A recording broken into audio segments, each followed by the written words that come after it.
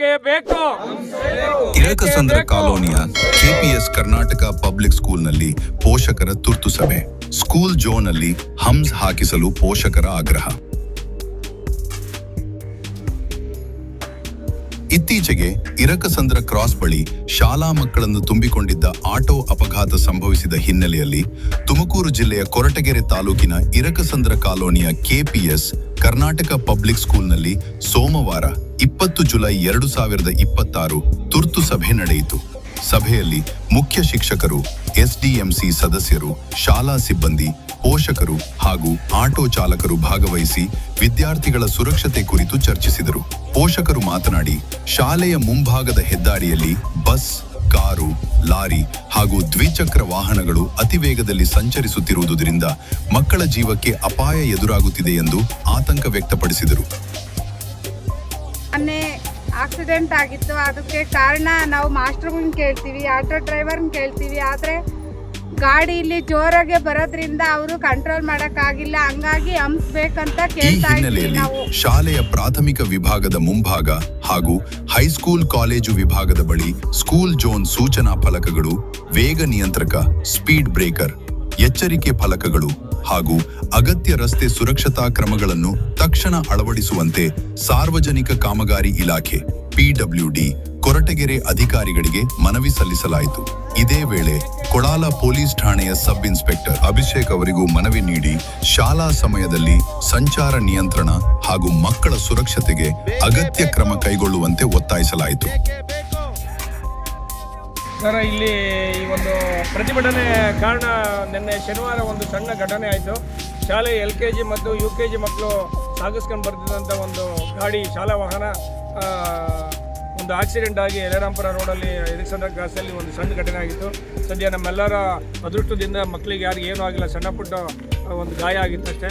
ಆ ಸಲುವಾಗಿ ಇವತ್ತು ನಾವು ಶಾಲೆಯಿಂದ ಮತ್ತು ಪೋಷಕರೆಲ್ಲನೂ ಏನು ಆ ಮಕ್ಕಳ ಒಂದು ಸುರಕ್ಷತೆ ಕ್ರಮದ ಬಗ್ಗೆ ಒಂದು ಮೀಟಿಂಗನ್ನು ಮಾತಾಡಬೇಕಂತ ಪೋಷಕರು ಕೂಡ ನಿನ್ನೆ ಮಾತಾಡ್ಕೊಂಡು ಫೋನಲ್ಲಿ ಎಲ್ಲರೂ ಕೂಡ ಗ್ರೂಪಲ್ಲಿ ಮಾತಾಡ್ಕೊಂಡು ಇವತ್ತು ಎಲ್ಲರೂ ಜಾಗರೂಕರಾಗಿ ಶಾಲೆಗೆ 10 ಗಂಟೆಗೆ ಬಂದು ಶಾಲೆ ಆವರಣದಲ್ಲಿ ಕೂತು ಪೋಷಕರು ಶಾಲೆ ಮಕ್ಕಳ ಬಗ್ಗೆ ಸುರಕ್ಷತೆ ಬಗ್ಗೆ ತಾವೆಲ್ಲ ಏನು ತೊಗೊಂಡಿದ್ದೀರಾ, ಏನು ಮಾಡ್ತಿದ್ದೀರಾ, ಸಣ್ಣ ಪುಟ್ಟ ಮಕ್ಕಳಿದ್ದಾರೆ, ಹಾಗಾಗಿ ದಯಮಾಡಿ ಅವ್ರಿಗೇನಾದ್ರು ಒಂದು ಸುರಕ್ಷತೆನ ನೀವು ಒದಗಿಸ್ಬೇಕು ಅಂತ ಬಂದು ಇವತ್ತು ಸಲಹೆ ಸೂಚನೆಗಳು ಕೊಟ್ಟಿದ್ದಾರೆ. ನಮ್ಮ ಶಾಲೆ ಇದು ಏನು ಸ್ಟೇಟ್ ಹೈವೇ ಆಗಿರೋದ್ರಿಂದ ಭಾಳ ಸಾವಿರಾರು ವೆಹಿಕಲ್ಲು 100-120 ಕಿಲೋಮೀಟರ್ ಸ್ಪೀಡಲ್ಲಿ ಓಡಾಡ್ತಾ ಇರೋ ಒಂದು ಸಂದರ್ಭ ನಾವು ಗಮನಿಸ್ತಾ ಇದ್ದೀವಿ.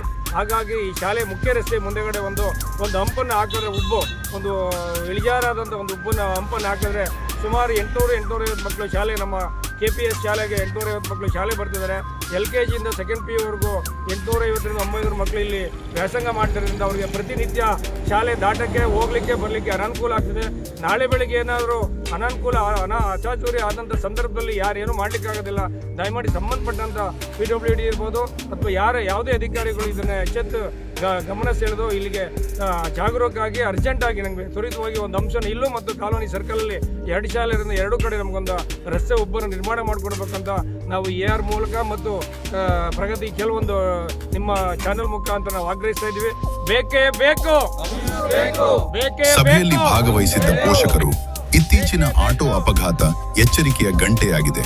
ಇನ್ನೊಂದು ದುರಂತ ಸಂಭವಿಸುವ ಮುನ್ನವೇ ಸಂಬಂಧಪಟ್ಟ ಅಧಿಕಾರಿಗಳು ಕ್ರಮ ಕೈಗೊಂಡು ವಿದ್ಯಾರ್ಥಿಗಳ ಸುರಕ್ಷತೆಯನ್ನು ಖಚಿತಪಡಿಸಬೇಕು ಎಂದು ಆಗ್ರಹಿಸಿದರು. ನಮ್ಮ ಮಕ್ಕಳು ಬೇಕೇ ಬೇಕು.